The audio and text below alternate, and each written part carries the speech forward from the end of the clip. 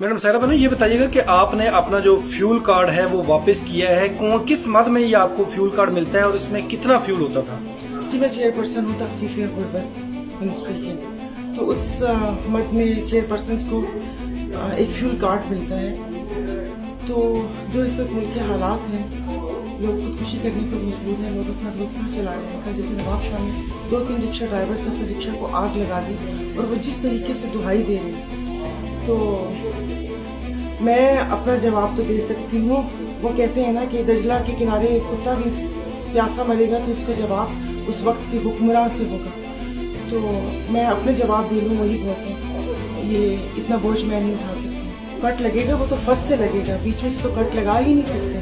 और कट मुझे नहीं पता कैसे लगेगा, क्योंकि अगर आप 20, 21, 22 ग्रेड की बात करते हैं तो वो तो मोनेटाइजेशन के तहत उनको फ्यूल के पैसे मिलते हैं। वो पैसे